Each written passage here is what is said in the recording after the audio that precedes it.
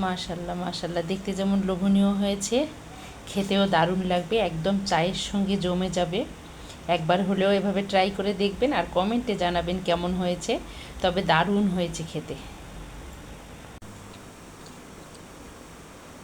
মুখে দিলে গলে যাবে, এতটাই মজা হয়েছে পিঠাটা।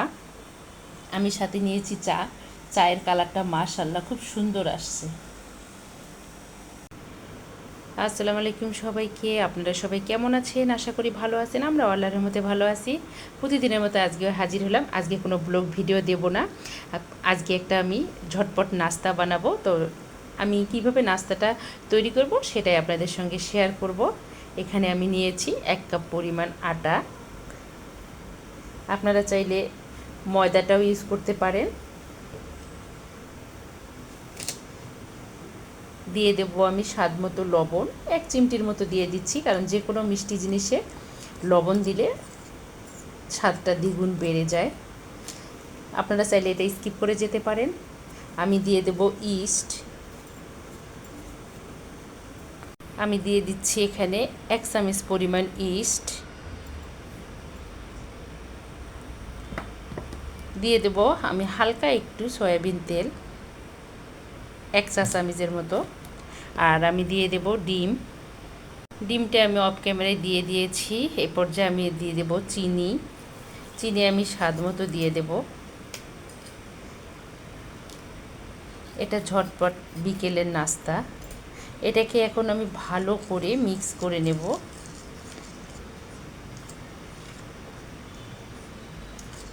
হালকা মিক্স করে নেওয়ার পর আমি এখানে একটু কুসুম গরম পানিটা অ্যাড করব, অল্প একটু, যেটুক পরিমাণ লাগবে।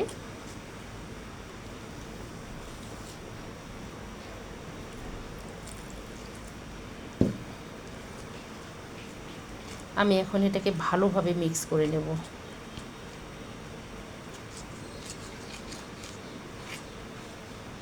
পুরোটা একদম ভালো করে মিক্স করে নেব।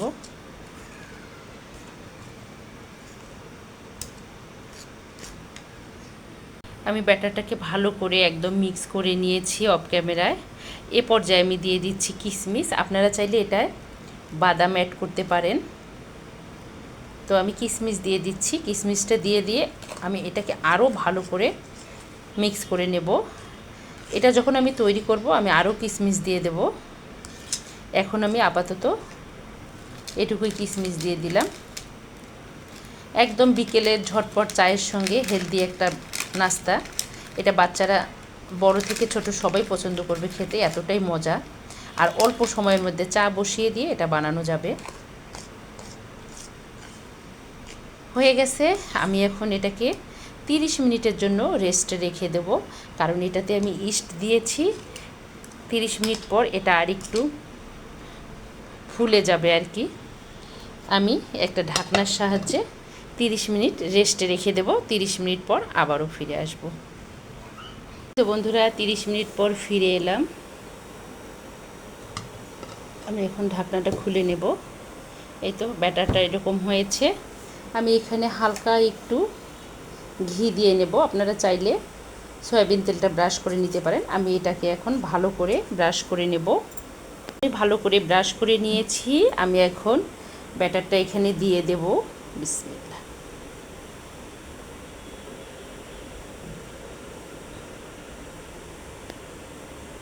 এটাই আপনারা চাইলে নারিকেল কোড়ালটা দিতে পারেন। তো আমি এখানে দেব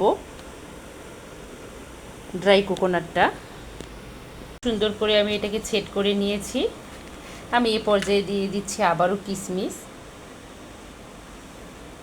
আপনারা চাইলে এটাকে স্কিপ করে যেতে পারেন, তবে কিশমিশটা দিলে এটা খেতে দারুণ লাগে আর বাচ্চারাও খেতে পছন্দ করে।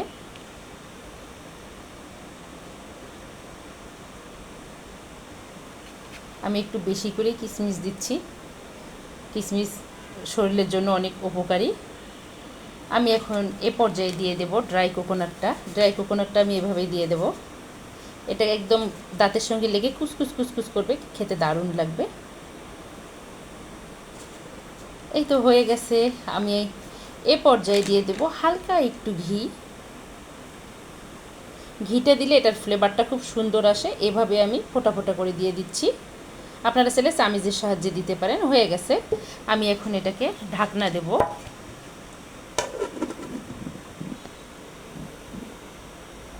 আমি এখানে হাফ কাপ পরিমাণ পানি বসিয়েছি। আমি এখন এটা টিফিন বক্সটা এখানে দিয়ে ঢাকনা দিয়ে দেব। 20 মিনিটের জন্য আমি এটাকে পানিতে ভাপ দিয়ে নেব। এই তো ঢাকনাটা দিয়ে দিয়েছি। 20 মিনিট এটাকে আমি এখন গরম পানিতে ভাপ দিয়ে নেব। 20 মিনিট পর আবার কথা হবে। 20 মিনিট পর ফিরে এলাম। এখন দেখব পিঠাটার অবস্থা কি। আমি একটু চুলাটা বন্ধ করে রেখেছিলাম, গরম আছে খুব। এই তো অফ ক্যামেরায় ঢাকনাটা সরিয়ে নিলাম। পিঠাটা হয়ে গেছে অলরেডি, আল্লাহর রহমতে শক্ত হয়ে গেছে। আমি এখন এটাকে 5 মিনিটের জন্য একটু ঠান্ডা করে নেব। খুব সুন্দরভাবে হয়েছে পিঠাটা। এই তো পিঠাটা আমি এখন প্লেটে ঢেলে নেব। অফ ক্যামেরায় পিঠাটা ঢেলে নিয়েছি আমি প্লেটে। দারুণ হয়েছে বন্ধুরা, একটু দেখাই। এই যে আমি ঠান্ডা করে নিয়েছি, খুব সুন্দর হয়েছে। এত সুন্দর হয়েছে যা বলার মতো না। পিছনটা এরকম হয়েছে, সামনটা ড্রাই কোকোনাট দিয়েছি, খুব সুন্দর হয়েছে। এটাকে এখন আমি পিস পিস করে কেটে নেব।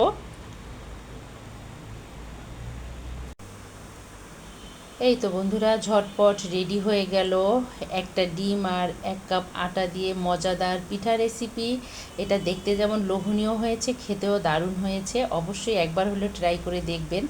আর এই বর্ষাকালে বিকেলে 1 কাপ চায়ের সঙ্গে যদি এরকম পিঠা পাওয়া যায়, অনায়াসে একদম 1 থেকে 2 পিস না 3 পিস খেয়ে ফেলবে, এরকম অবস্থা।